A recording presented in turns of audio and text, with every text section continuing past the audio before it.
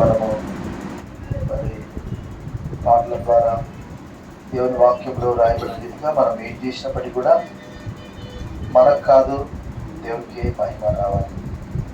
సమయం వద్దు మనం ఒక లేఖన భాగం చదివి కొద్ది నిమిషాలు ధ్యానం చేద్దాం. ఆల్రెడీ ఇప్పటికే 1 గంట అవుతుంది. అయినప్పటికీ దేవుని వాక్యము మనం వినకుండా అది అసంపూర్తి కాబట్టి 26వ కీర్తన ఒక లేఖన భాగము చదువుకుందాం. 26వ కీర్తనలోని 8వ వచనాన్ని మనము చదువుకుందాం. భక్తుడు దావీదు ఈ కీర్తన రాస్తూ ఉన్నాడు. అక్కడ రాయబడిన దావీదు కీర్తనని, యెహోవా నీ నివాస మందిరమును, నీ తేజో మహిమ నిలుచు స్థలము నేను పాత క్రొత్త నిబంధన గ్రంథం అంతట్లో కూడా మనకు స్పష్టంగా అర్థమయ్యేది ఏంటంటే, మానవుడు దేని కొరకు సృజించబడ్డారా అంటే దేవుని మహిమపరచడానికి మాత్రమే. కంప్యూటర్ చూడడానికి కాదు, వాట్సాప్ చూడడానికి కాదు, ఫేస్బుక్ ఇన్స్టాగ్రామ్ చూడడానికి కాదు. చూడవచ్చు, కానీ అందులో ఎంత మట్టుకు మనకు ఉపయోగకరమైనటువంటిది ఉన్నది, లేక ఆ మాధ్యమం ద్వారా కూడా మనము ప్రభువును ప్రకటిస్తున్నామా, ప్రచురపరుస్తున్నామా, మయపరుస్తున్నామా అనేది చాలా ప్రాముఖ్యమైనటువంటిది. అయితే భక్తులందరూ కూడా ఒకే ఒకటి వారు కోరుతూ ఉన్నారు. ఈ లోకంలో ఉన్నప్పటికీ, ఈ లోకం విడిచిపెట్టినప్పటికీ కూడా వారి కోరిక ఒకే ఒకటి, వారి ఆశ ఒకే ఒకటి. వెండి కావాలి, బంగారు కావాలి, బిర్యానీ కావాలి, వస్త్రాలు కావాలి, పట్టు వస్త్రాలు కావాలని కాదు. అవన్నీ ఈ లోక సంబంధమైనటువంటివి. అఫ్ కోర్స్ అవన్నీ కూడా మనకు కావాలని దేవునికి తెలుసు. మొట్టమొదట ఆయన రాజ్యము నీతిని వెతకండి, అప్పుడు అవన్నీ మీకు అనుగ్రహింపబడు. కాబట్టి మనకు కావలసిన వస్త్రాల గురించి మనం చింత చేస్తామా? భక్తులైతే ఇక్కడ 26వ కీర్తనలో ఒకే ఒక కోరిక ఏంటి? నీ నివాస మందిరమును, నీ తేజో మహిమ నిలుచు స్థలము నేను ప్రేమిస్తున్నా. అంటే ఇక్కడ భక్తుని యొక్క కోరిక ఏంటి అనంటే, దేవుణ్ణి చూడాలనే ఆశ, దేవుణ్ణి చూడాలనే బలమైనటువంటి కోరిక. ఇంకా నాకు ఏది వద్దు, దేవుడు ఉంటే చాలు. ఆయనే ఆహారము, ఆయనే ఆధ్యాత్మికము, ఆయనే ఆరోగ్యము, ఆయనే నా సర్వము. కానీ కొంతమంది మనం చూస్తాం ఏంటి అనంటే, నాకు దేవుడు అవసరం లేదు, ఈ లోకం ఉంటే చాలు అనుకునేవారు కూడా ఉంటారు.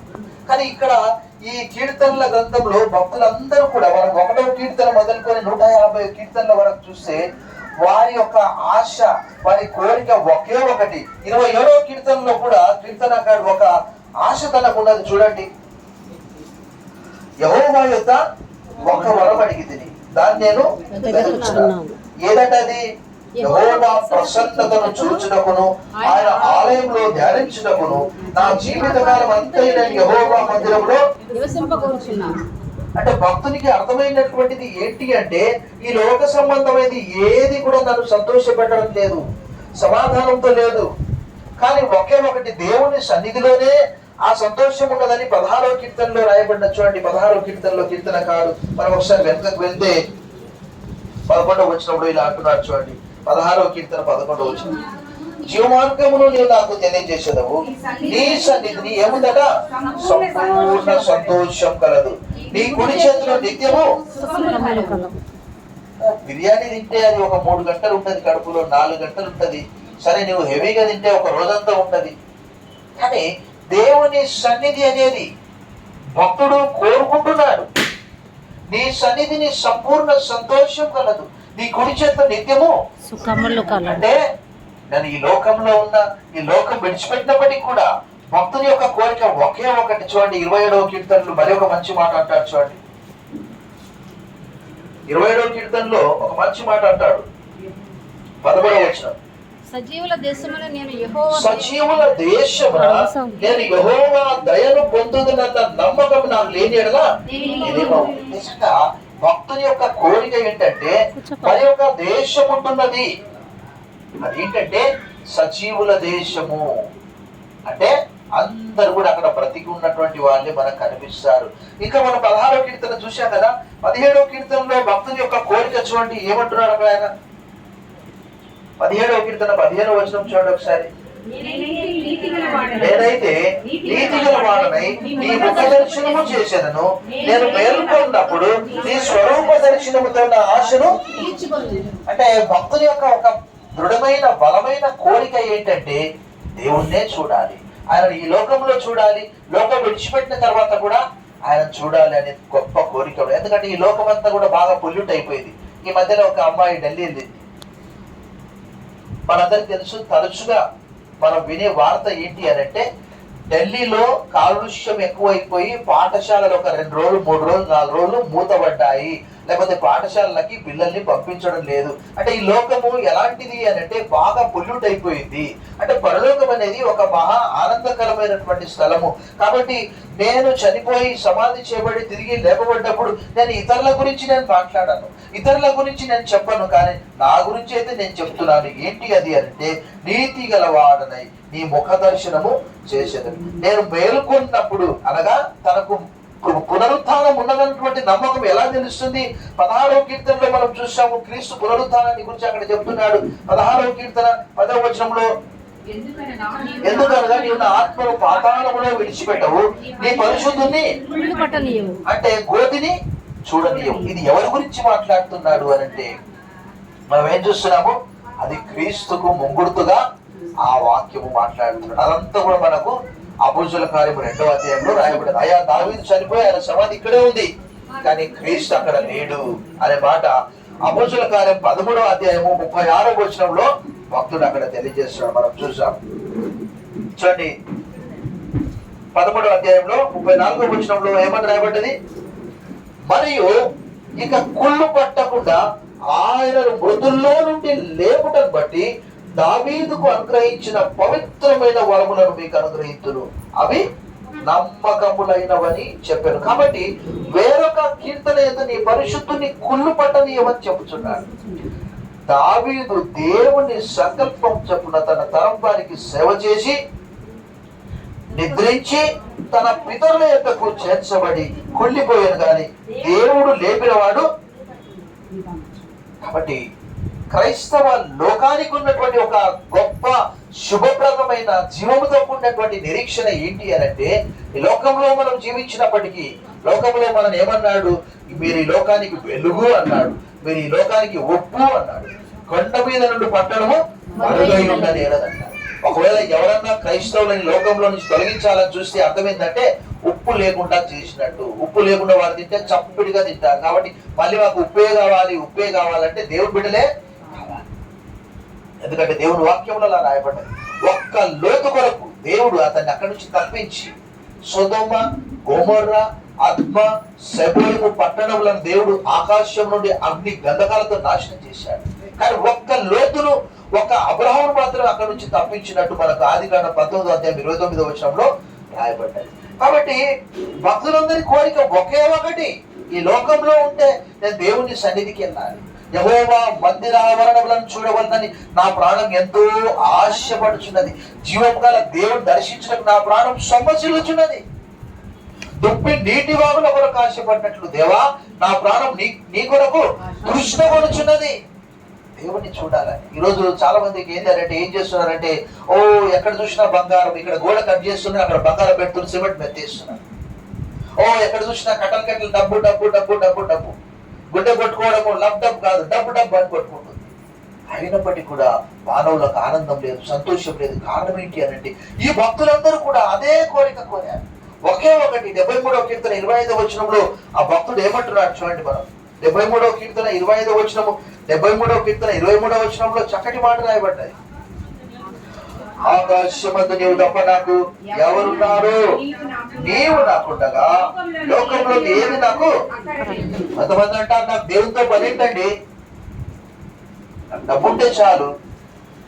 కానీ డబ్బుకు మనం పరలోకాన్ని కొనగలమా? అలా అయితే కేవలం ఆ పరలోకం కేవలం రిలయన్స్ అంబానికే వస్తుంది, అదానికే వస్తుంది. అది పేద ప్రజలకు ఎవరికి క్వాలిఫై కాదు. దేవుని వాక్యం ఏం సెలవిస్తున్నది? యాకోబు పత్రిక 2వ అధ్యాయం 5వ వచనంలో ఎలాంటి వారిని దేవుడు ఏర్పాటు చేసుకున్నాడంటే పరలోకం కొరకు. యాకోబు పత్రిక 2వ అధ్యాయం 5వ వచనంలో భక్తులు ఏమంటారు చూడండి ఒకసారి. నా ప్రియ సహోదరులారా ఆలకించుడి. ఈ లోక విషయంలో దరిద్రులైన వారిని విశ్వాసవంతు భాగ్యవంతులుగాను తను ప్రేమించు వారికి తాను వాగ్దానం చేసిన రాజ్యమునకు వారసులుగా ఉండుటకు దేవుడు ఏర్పరచుకున్నాడు. ఆంగ్లంలో అయితే రిచ్ ఇన్ ఫెయిత్ అని రాయబడింది. పరలోకం సంపాదించుకోవాలంటే డబ్బుతో కాదండి. మనందరికి తెలుసు ధనవంతుడు లాజరు ఎలా ఈ లోకంలో జీవించాడు. ధనవంతుడు నిత్యం కూడా చాలా చక్కగా ఎంజాయ్ చేస్తున్నాడు. ఒక సమయం వచ్చింది ధనవంతుడైనటువంటి లాజరు ఎక్కడికి, అమ్మ మీరు మధ్యలో ఇట్లా చేస్తే బాగుండదు. ధనవంతుడు బాగా ఈ లోకంలో బ్రతికాడు, కానీ చివరికి తను ఎక్కడికి వెళ్ళాడు? అక్కడ యాతన, అగ్ని ఆనదు పురుగు చావదని చెప్పి యెషయా గ్రంథం 66 చివరి వచనంలో రాయబడింది. ఈ వేదన యాతనకరమైన స్థలం అన్నాడు. ఆ లాజరు అయితే అబ్రహాం యొక్క రొమ్మున ఆనుకొని ఉన్నాడు. ఈ లోకంలో ఏది కూడా పేదరికం మనల్ని దేవుని ప్రేమ నుంచి ఎడబాపు నేరదని అపోజిన పౌలు రోమాపత్రిక 8వ అధ్యాయం అక్కడ 35వ వచనం నుండి స్పష్టంగా రాయబడింది. Nothing can separate us from the love of Christ. కరువు గాని, వస్త్రహీనత గాని, దుఃఖం గాని, బాధ గాని, దేవదూతలు గాని, ఎత్తు లోతు ఏది కూడా అధికారులు సమయం వస్తుంది ఈ దేహాన్ని విడిచిపెడతాం మనం. కానీ ఈ దేహంలో ఉన్నప్పటికీ దేహం విడిచిపెట్టినప్పటికీ మనం ఆయనకు ఇష్టమై ఉండవాలని మిగిలిన అపేక్షించున్నానని అపోస్తలుడైన పౌలు అంటాడు. కారణం ఏంటంటే ఈ దేహము దేవుని చేత మనకు అనుగ్రహింపబడ్డది. ఈ దేహంలోనే అపోస్తలుడైన పౌలు అంటాడు తెస్సలోనికీయులకు రాసిన మొదటి పత్రిక 5వ అధ్యాయంలో అక్కడ చెప్తాడు కదా, 5వ అధ్యాయంలో 23వ వచనం, సమాధాన కర్తయగు దేవుడే మిమ్మల్ని సంపూర్ణంగా పరిశుద్ధపరచును గాక, మీ ఆత్మయు జీవమును శరీరమును మన ప్రభువైన యేసుక్రీస్తు రాకడ యందు నిందారహితముగాను సంపూర్ణంగాను ఉండునట్లు కాపాడబడుతున్నాక. అసలు నూతన సృష్టిగా చేయడానికి గల కారణమే అది.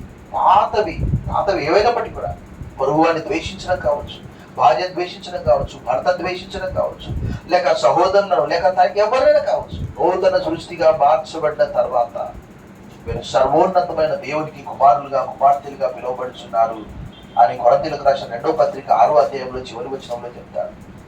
సో భక్తుడు 73వ కీర్తనలు అంటాడు, ఇదిగో నా శరీరము క్షీణించిపోయినప్పటికీ కూడా ఆయన నా హృదయమునకు ఆశ్రయ దుర్గముగా ఉన్నాడు అనే మాట 73వ కీర్తన 26వ వచనంలో అంటున్నాడు. చూడండి, నా శరీరము నా హృదయము క్షీణించిపోయినప్పటికీ కూడా దేవుడు నిత్యము నా హృదయమునకు ఆశ్రయ దుర్గమును స్వాస్థ్యమునై ఉన్నాడు. ఓ మనుషులను మెప్పించడానికి ఎన్ని రకాల పనులు చేస్తారు, రకరకాల గిఫ్ట్లు ఇస్తారు, ఓ మంచి మంచి మాటలు చెప్తారు. దేవుని మెప్పి చూసాం, దేవుణ్ణి మెప్పించినంత పని చేయాలంటే చాలా కష్టం. దేవుడే చూసి ఆశ్చర్యపోయే పనులు, సత్క్రియను ఓపికగా చేయొచ్చు, మహిమను ఘనతను అక్షయతను వెతుకువారికి ఆయన నిత్య జీవం ఇచ్చును. యాకోబు అంటాడు, ఇదిగో న్యాయాధిపతి వాకిట అక్కడ ఉన్నాడు ఆయన లేడనుకొని మనం అన్ని మాట్లాడేస్తుంటాం, కానీ అక్కడ ఆయన ఉంటాడు. ప్రభునందు మిక్కిలి ప్రియులారా, ఈ లోకంలో ఉన్నప్పటికీ లోకం విడిచిపెట్టాం. బైబిల్ సెలవిస్తున్నది ఏంటంటే ఆయన తన స్వరూపమందు తన పోలిక చొప్పున నరులను సృజించారు, వారిని స్త్రీగా పురుషుడిగా సృజించాడు. ఎందుకంటే తిని పడుకోవడానికి దేవుడు సృజించలే, ఆదామును కూడా అలా చేయలే. దేవుడైన యెహోవా ఏదైనా ఒక తోట వేసి ఆదామును అందులో ఉంచి తోట సేద్యపరచుటకు తోట కాచుటకును ఉంచాడు. తర్వాత అన్నాడు, నీ చెమట నేల మీద పడితే తప్ప నీకు ఆహారం దొరకదు అన్నాడు ఆదాము. మానవుడు కష్టజీవి, 6 దినాలు కష్టపడి పని చేయాలి. 7వ దినము నీ దేవుడైన యెహోవాకు విశ్రాంతి దినము. భక్తులందరూ కూడా దేవుడు లేనటువంటి జీవితము, దేవుడు లేనటువంటి ఇల్లు ఎలాంటిది అని అంటే అది దయ్యములకు నిలయముగా ఉంటున్నది. అందుకే దేవుని వాక్యం ఏమన్నాబడ్డది, నీతిమంతుల నివాస స్థలము ఆయన ఆశీర్వదించును. సామెతలు 3:33. ఎలా నీతిమంతులుగా తీర్చబడుచున్నారు? సున్నతి ద్వారా కాదు, దేవుని యొక్క విశ్వాసం ఉంచడం ద్వారా. Righteous shall live by faith, నీతిమంతుడు విశ్వాస మూలంగా జీవించును అనే మాట హబక్కూకు 2:4లో రాయబడ్డది. రోమాపత్రిక 1వ అధ్యాయంలో రాయబడ్డది. ఆయన మన నీతిమంతులుగా తీర్చిదిద్ది మనకు పరలోక భాగ్యము, అక్కడ ఆయనతో పాటు కూర్చుండబెట్టుకునే ఒక గొప్ప సదవకాశం. నేను ఎక్కడుంటే మీరు అక్కడ ఉండాలన్నాడు. జయించువాన్ని నాతో కూడా పరదేశంలో కూర్చోబెట్టుకుంటానని చెప్పాడు. అక్కడ మరణం వరకు నమ్మకంగా ఉండు, నేను నీకు జీవ కిరీటం ఇస్తానని చెప్పాడు. సో ఈ లోకంలో ఏదో మనం ఉద్యోగం చేశామా, వచ్చామా, పోయామని కాదు. యెషయా 43:7 అంటాడు, నా మహిమ నిమిత్తం నేను సృజించిన వారిని అంటాడు. యెషయా 43:21 అంటాడు, నా స్తోత్రము ప్రచురము చేయ నిమిత్తం అంటాడు. సో ఈ లోకంలో మనము వ్యర్థముగా జీవించడం కాదు. మరి అలా జీవించినట్లయితే ఒకానొక దినము దేవుని వాక్య ప్రకారం ఏమని రాయబడిందంటే, ప్రతివాడు తన సొంత లెక్క అప్పగించుకుని వల్లనే మాట రోమాపత్రిక 14:12 రాయబడింది. ఇక్కడ యెషయా 43:7 మనం చూసాము, నా మహిమ నిమిత్తము నేను సృజించిన వారిని, నా నామము పెట్టబడిన వారిని అందరినీ తెప్పించుము, నేనే వారిని కలగజేసింది, వారిని పుట్టించిన వాడను. 21 నా నిమిత్తము నేను నిర్మించిన జనులు నా స్తోత్రమును. అలా కాకుండా మన సొంత పనులు చేసుకుంటే పౌలు అంటాడు, ప్రతివాడు తన సొంత కార్యములను చూసుకొచ్చున్నాడు కానీ యేసుక్రీస్తు కార్యములను ఎవడు చూడడు. ఫిలిప్పీయులకు రాసిన పత్రిక 2:21 ఆ మాట రాయబడింది.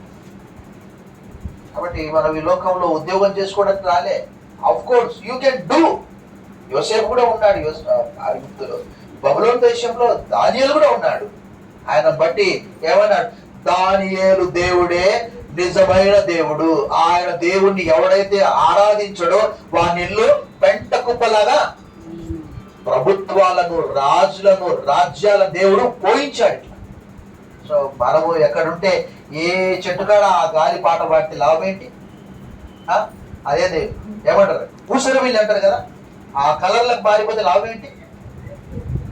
బంగారం లాంటి వాళ్ళ నీతిమంతులుగా తీర్చిదిద్దేవాడు ఎవరు? రోమాపత్రిక 5:1 రోమాపత్రిక 8:1 కాబట్టి ఇప్పుడు క్రీస్తు చేస్తున్న వారికి ఏ శిక్షా విధియు మనందరికి కూడా ఆయన రక్షణ ఇచ్చి, దేవుని వాక్యంలో ఇంకా దావీదు అంటాడు, మనందరికి అవన్నీ ఇచ్చేది. దినవృత్తాంతములు 29:12 అంటాడు, ఐశ్వర్యము, ఘనత, గొప్పతనం అన్ని నీ వలన కలుగుతున్నాయి ప్రభువా అని చెప్తున్నాడు.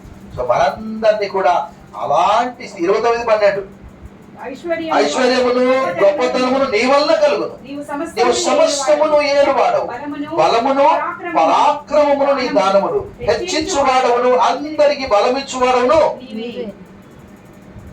దేవుని వాక్యంలో ఏమని రాయబడ్డదంటే, పెంట కుప్ప మీద నుండి దీళ్లను, దరిద్రులను పైకి లేవనెత్తివాడు. ఎక్కడో ఉన్నటువంటి వారిని దేవుడు అలా పైకి తీసుకొని వచ్చి, ఒక బానిస యోసేపు 20 వెండి నాణాలకు అమ్మబడ్డాడు. అలాంటి వ్యక్తి ఫరో తర్వాత ఫరో అంతటి స్థానము. దాని వెనుక దేవుని వాక్యంలో ఏమని రాయబడ్డది, యోసేపును బట్టి 39:3 39:23 చాలా స్పష్టంగా రాయబడింది. అక్కడ ఐగుప్తు దేశమంతటిని కూడా దేవుడు ఆశీర్వదించాడట. యెహోవా అతనికి తోడయుండెననియు, అతడు చేసినదంతయు అతని చేతిలో యెహోవా సఫలం చేసిననియు అతని యజమానుడు చూసినప్పుడు. 39:23 యెహోవా అతనికి తోడయుండని కనుక ఆ చెరసాల అధిపతి అతని చేతికి అప్పగింపబడిన దేని గురించి విచారణ చేయక ఉండెను. అతడు చేయనది యావత్తు యెహోవా సఫలంగా ఉన్నట్లు చేసి. దేవుడు లేకుండా యెహోవా ఇల్లు కట్టించలేడు, దాన్ని కట్టువారి ప్రయాసము. యెహోవా పట్టణమును కాపాడట్లేదు, దాన్ని కావలి కాయాలో మేల్కొని ఉంటా. మీరు వేగుబడే లేచి చాలా రాత్రి అయిన తర్వాత కష్టాతీతమైన ఆహారం తెచ్చుంట వ్యర్థమే, తన ప్రియులు నిద్రించుండగా. పేతురు చెరసాల్లో ప్రశాంతంగా నిద్రపోయాడు. జైలు అంటే అందరికి భయం. పేతురు ఏం చేశాడు? ప్రశాంతంగా నిద్రపోయాడట. ఏ చింత లేదు ఆయన, ఎందుకంటే ఆయనకు తెలుసు ఆయన కాపాడేవాడు, కొనుగోలు నిద్రపోయాడు. అక్కడ రాయబడ్డది, కావాలంటే చూడండి. అపోస్తుల కార్యం 12 ఆ విషయం రాయబడ్డది. చూడండి, అపోస్తుల కార్యములు 12 ఆయన ఎలా ఉన్నాడు చూడండి. అక్కడ అపోస్తుల కార్యంలో 12 6 హేరోదు అతన్ని వెలుపలికి తీసుకొని రావద్దని ఉండగా ఆ రాత్రి ఇద్దరు సైనికుల మధ్య చాలు ప్రశాంతంగా నిద్రపోతున్నాడు. ఎందుకు అంటే నాకేంటి. అదే 12 యాకోబును ఖడ్గం చేత వధించారు. అదే 12 పేతురును మరణానికి దేవుడు అప్పగించలేదు. అది దేవుని యొక్క చిత్తం. అది ఎవరు ఎన్ని రోజులు బ్రతకాలనేది మన చేతిలో లేదు. భక్తుడు అంటాడు, నేను ప్రయాణము చేయించుండగా ఆయన నా బలమును కృంగజేశాను, నా దినములు కొద్దిపరిచాను. నేను ఇలాగ మనవి చేసి, నా దేవా నా దినముల మధ్యలో నన్ను కొనిపోకు, నీ సంవత్సరము తరతరములు. అంటే 12వ అధ్యాయం మొదటి వచనంలో యాకోబు చచ్చిపోయాడు. అక్కడ పేతురు అయితే ప్రశాంతంగా నిద్రపోతున్నాడు. ఎందుకంటే పేతురు ద్వారా కొంత పని ఉంది. కాబట్టి ఈ సమయమందు భక్తులందరూ కూడా దేవుని కొరకై, దేవుని నిమిత్తమై, దేవుని వాక్యంలో రాయబడినది చివరిగా, లాస్ట్ బట్ నాట్ లీస్ట్, కొరింథీయులకు రాసిన మొదటి పత్రిక 3వ అధ్యాయము చివరి వచనము, అద్భుతమైనటువంటి వచనము. 3వ అధ్యాయము అక్కడ ఏమని రాయబడ్డది?